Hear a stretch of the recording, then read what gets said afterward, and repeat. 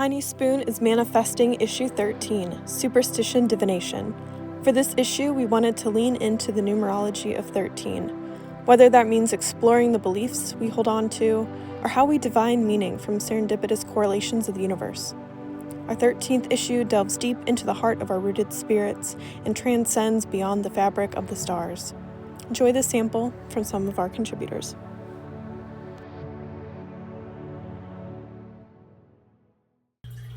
Hi everybody, my name is Robert Eric Shoemaker, and I'm really excited to be a part of this issue of Tiny Spoon. I'm going to be reading the beginning of my long poem, Tiresias. I summon you, Tiresias, hero, heroine, heroine. Oh, you, wanting to woman, oh, Magister extraordinaire, I plan you, I make you as I speak. Sensuous, winding serpents, hit on my head, make me hermaphroditus. I create as you create us. Oh, we are the planned position, the city in the sand. We are the magical city we looked back on as we loped over a sand dune, as we lowed in a field of grass. We are the river others bathe in to feel holier, to sanctify.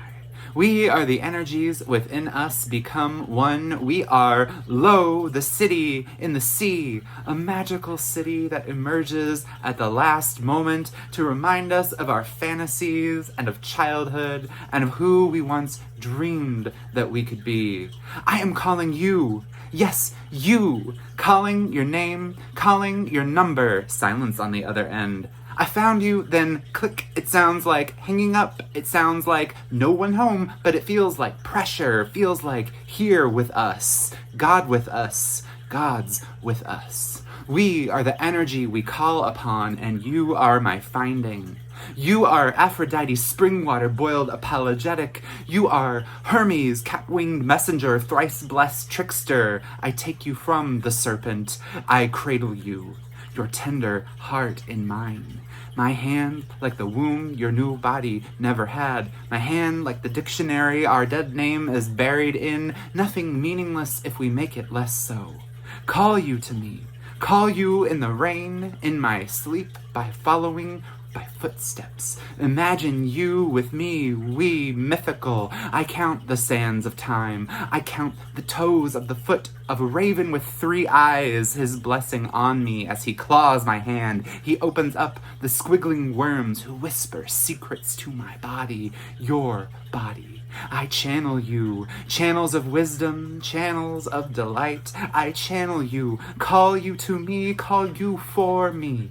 Sometimes I dream we are the nymphs, the love child, us, Hermaphroditus.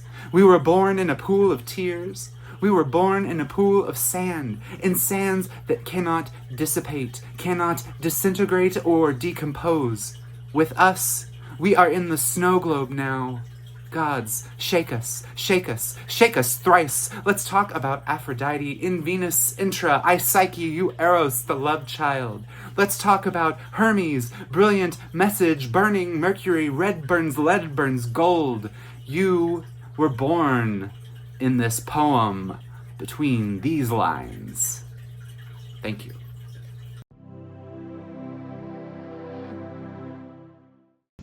Hi, my name is Micaela, and I'm going to be reading some sections from my piece called A Mugshot in Parabola. Night after night, the window illuminates itself in neon. As I absorb flickers of capes, a candle, a deer, a curtain fluttering at its edge, an image I become it, but one without a voice solo, contingent on the tone of another. Even a leaf breathing is enough. In the next moment, I knife the sight on top of myself without knowing why. A leaf and a knife, the reality of it and a shadow of a chandelier are one and the same. A compass windows turn me into. As I yawn awake to twirl, my skin softens, as if I'm without pointillism. Every corner stains me with ink. Poisoned, I scream run while men with guns march across metal scrapyards. Older ones with pointy hats rub their hands, lighting torches, getting ready to burn flesh. The moon bleeds, turning the sky into a carpet of flames, burning crickets to a crisp, crashing into grass against the edges of the sea. Feeling our lives dependent on occasional visits with the self in third person, after which we return to the taste of forgetting the measurements of our own silhouette. A secret. I fall asleep with one floating between my hands, with eyelids sealed tight through forests and shadow, tossing it into the air. Watching laughter echo beyond the panes of a bar I shove into my shoulder bag, hearing the gazes of everyone I pass looking for evidence of my point of view. Skin's raw, freckles aflutter. The vein at the root of my left hand, it's as long as the tip of my middle finger. Sleep, almost close. Strip off. I hop across the ledge, back within view of the moon. Someday by a store, they may hang a picture of me. My name and 5 or so people will pass it by. Look at it for a while before walking away to buy groceries at some supermarket in a strip mall.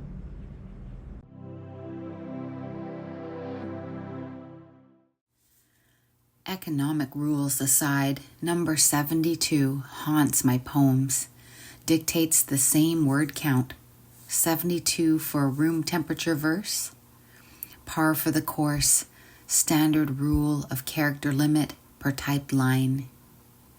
Arcane syntax names me 72 gods in poetic pseudonyms and generates 72 subliminal disciples of a verbal trend to sum up the page in poetic sets of numbered breaths.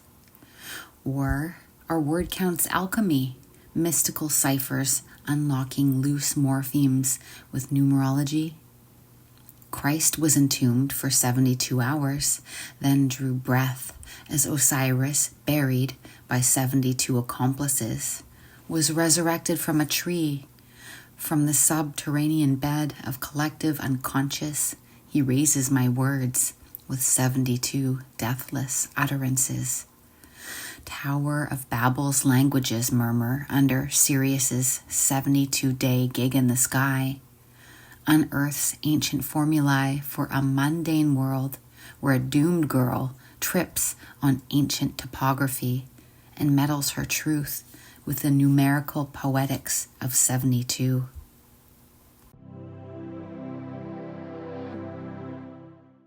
Hello, everyone. My name is Shelli Rottschafer, and I will be reading my poem Moth Clutched Loosely for Tiny Spoons, issue number 13, Superstition and Divination. Moth clutched loosely. It was the hour of diamonds on water. It was the hour sand surface steamed and buried feet sought mineral cool. It was the hour mother's call reminded of dinner. I dipped my head beneath a wave to pull my name, thought from afar, clenched like sinew between bared fangs. I crawled toward dark to discover myself, finding ways forward. Don't you know? I'm that one. You can't scrub from your dreams. The way you caught me in your hand, palpitating like a moth clutched loosely between child's fingers. Thank you so much. And this is in support of Tiny Spoon, the Superstition and Divination, issue number 13. I'm Shelli Rottschafer with Moth Clutched Loosely.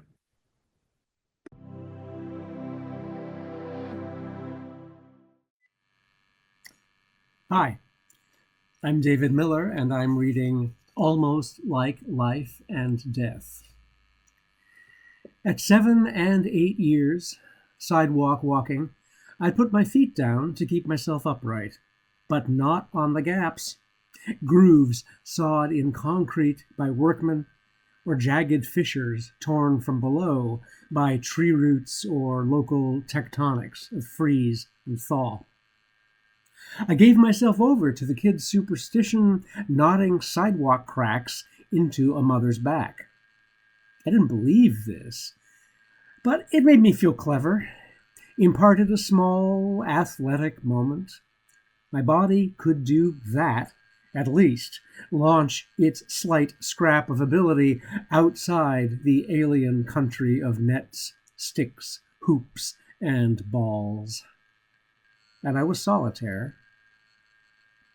Only now, decades after my parents are free from the imminent danger of having their children shatter their spines, only now do I realize nobody shouted, "Step on a crack! Break your father's back!" Just as if nothing could crush our father's vertebrae, although their noses were every workday bleeding from intimacy with grindstones. And was that chant a warning? Or were we commanded? Weren't our mothers in danger enough from conception's first instant? Our young mouths seethed with heritage in rhyme. Thank you.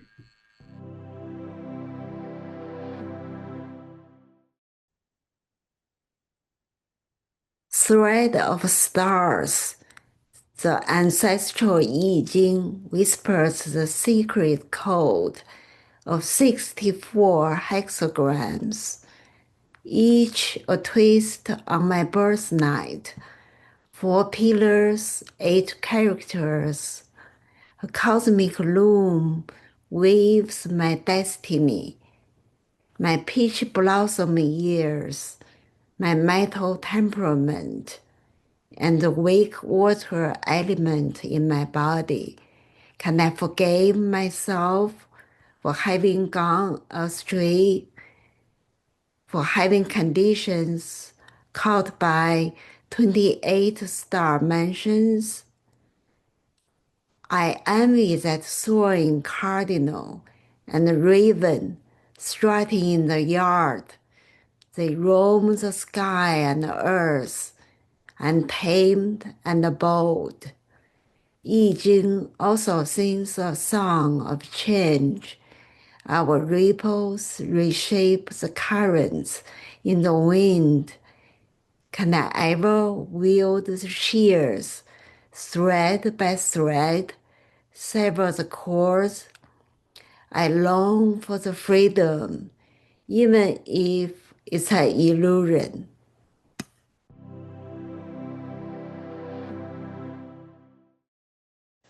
This is Heikki Huotari. I'm going to read my poem called Constellation 1. Always suitable for framing, never framed. If it's an equilibrium, it's not the good kind. If it's a piano, it's a grand piano, and in transit. No true alien intelligence puts sugar on their cereal. To trigger my imaginary interlocutor, I'm voting for the nihilist.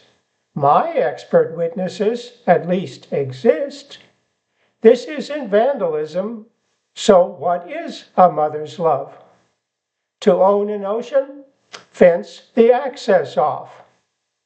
Why do you, dish and spoon, make everything so complicated? On Earth as it is on Mars, potential energy is just another mouth to feed, a retina of rods and cones, a valley which is filled with bones. If the militia is ill-regulated, they may not bear arms. 1 nomenclature for white roses, 2 for red.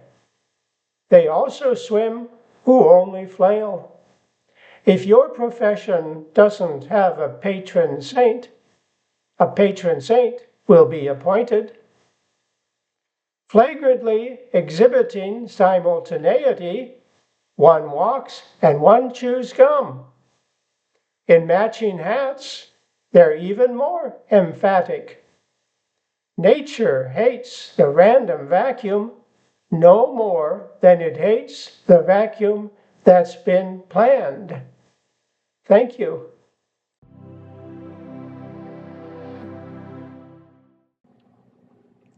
This is Kathleen Hellen reading Radical 43. Before the brush is bent, the walking away, the man is pictured leaving.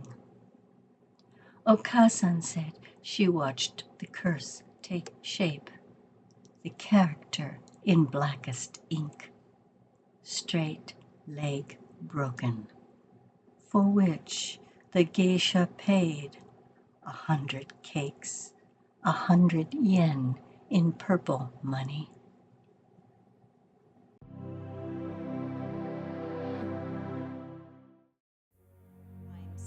My grandfather speaks to me in dimes. He leaves them in the most unusual places.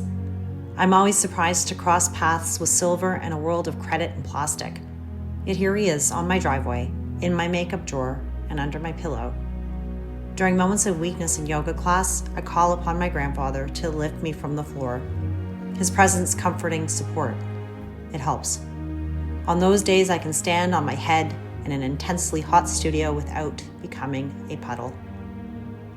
I often imagine him with my grandmother, who is oddly distant in her celestial affection, visiting my father's parents, quietly chatting in a field of wildflowers surrounded by distant mountains. Occasionally, my aunt stops by, perhaps an uncle, an old friend. Years ago in a bar, Gigi speaks to me, the stranger who stops to say, "Your grandmother says hello," just days after her passing.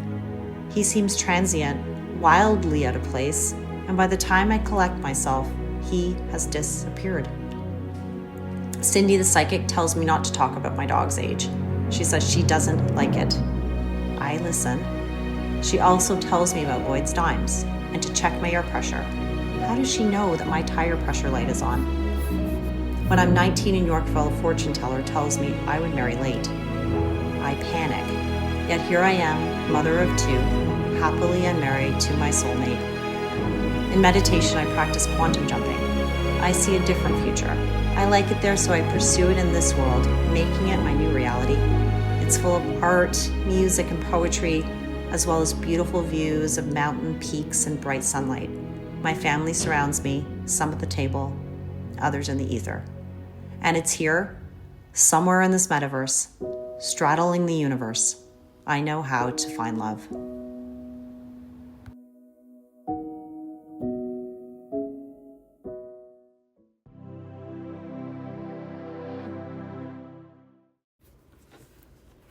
Braiding the Girl. It was in vogue in the late 1800s to braid the cut hair of a young woman who entered religious life. The hair is often framed alongside a photo of her.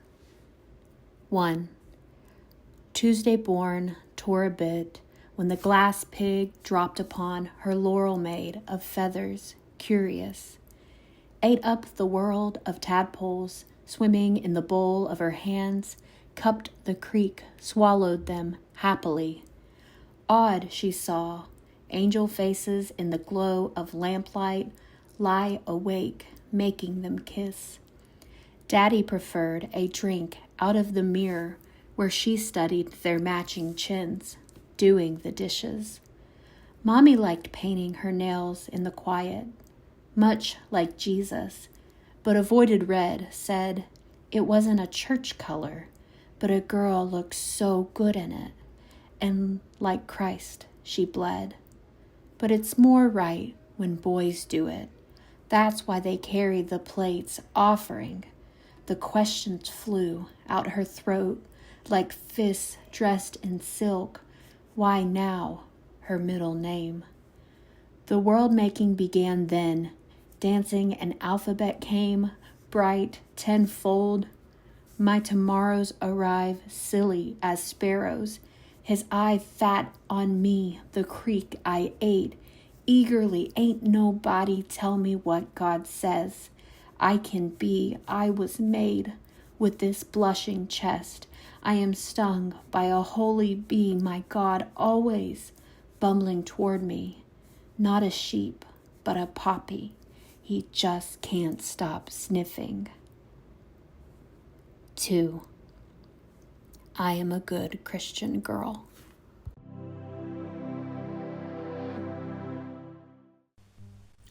You might call my witch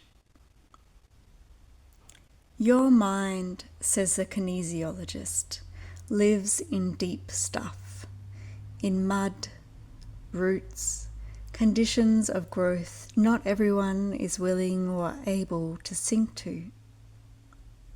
Later, I complained to Winter. I didn't ask to live among the mess.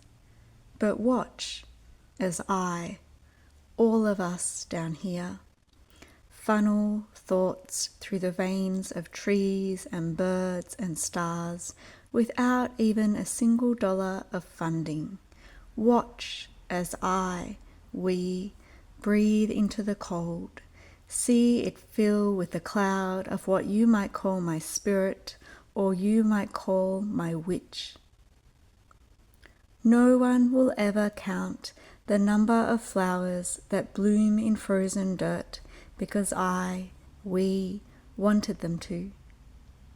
You, warm-blooded creature, more bearable in winter than you know.